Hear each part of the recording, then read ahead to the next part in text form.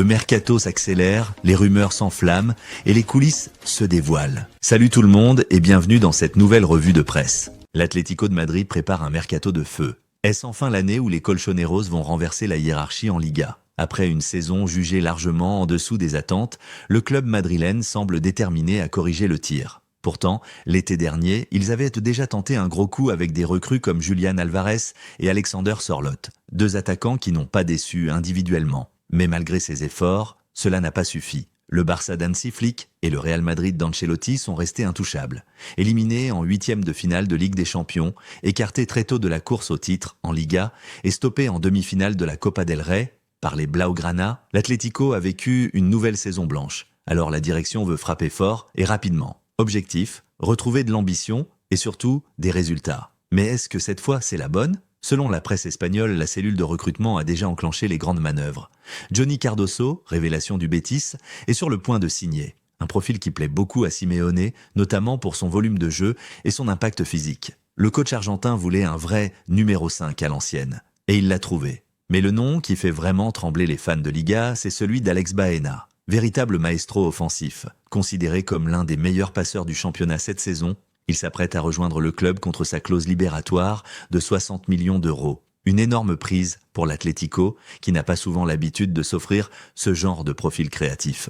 Alors on vous pose la question, est-ce que l'Atlético a enfin compris qu'il fallait miser sur des profils jeunes et explosifs ? Ou risque-t-il, encore une fois, de rester le troisième homme derrière les deux géants du football espagnol ? Dites-nous en commentaire quel joueur vous aimeriez voir débarquer au Wanda Metropolitano. Cristiano Ronaldo va-t-il prolonger son aventure en Arabie Saoudite ? C'est la question qui agite l'univers du football aujourd'hui. Alors qu'il vient d'annoncer la fin de son chapitre avec Al Nassr, le Portugais laisse planer le mystère sur la suite de sa carrière. Mais attention, tout indique qu'un autre club saoudien est prêt à lui dérouler le tapis rouge. Selon plusieurs sources proches du dossier, le club d'Al Hilal, fraîchement qualifié pour la Coupe du Monde des clubs, serait en pole position pour accueillir CR7. Une opportunité de taille pour le joueur, toujours avide de records et de compétitions internationales. Et vous le savez, Ronaldo ne recule jamais devant un défi. Mais la négociation est loin d'être simple. D'après des informations provenant du Fonds public d'investissement d'Arabie Saoudite, un acteur clé dans le développement du football local, les discussions pour convaincre Ronaldo de rester dans le championnat saoudien sont qualifiées de difficiles.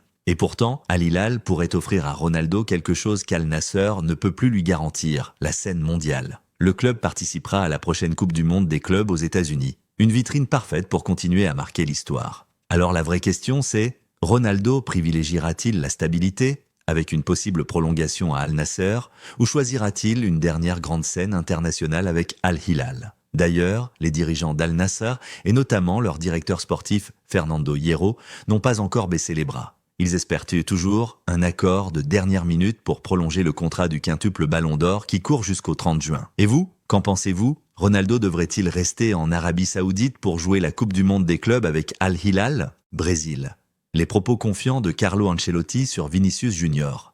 Carlo Ancelotti prend les commandes du Brésil et déjà tous les regards se tournent vers un homme en particulier, Vinicius Junior. Star incontesté du Real Madrid, mais joueur encore en quête de régularité avec la sélection, Vini est au cœur des projets du nouveau sélectionneur. Et si quelqu'un peut l'aider à passer un cap en sélection nationale, c'est bien Ancelotti. À 65 ans, après avoir tout gagné en club, l'Italien entame un nouveau chapitre de sa carrière. Pour la première fois, il sera à la tête d'une sélection, et pas n'importe laquelle, le Brésil. Un pays en quête de renouveau, d'identité, et surtout de résultats. Ce défi immense, Ancelotti l'a accepté avec confiance, et il compte s'appuyer sur ses hommes de confiance, dont Vinicius.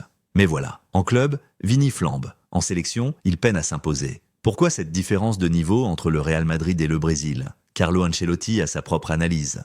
Il parle d'un joueur extraordinaire, travailleur, combatif, mais qui souffre parfois de la pression énorme que représente le fait de jouer pour la sélection. Et il le dit clairement, cette pression peut empêcher un joueur d'être naturel, de prendre des risques, de jouer libéré. Et vous ? Est-ce que vous pensez que cette pression liée au maillot brésilien peut vraiment freiner un joueur comme Vinicius ?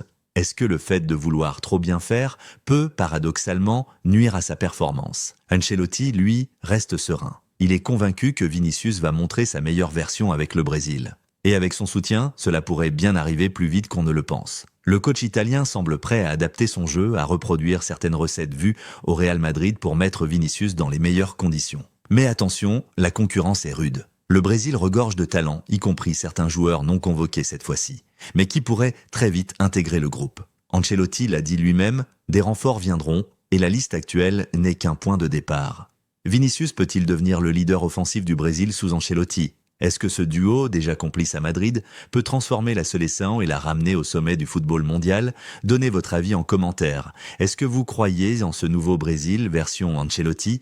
Est-ce que Vinicius peut enfin briller en jaune et vert comme il le fait en blanc?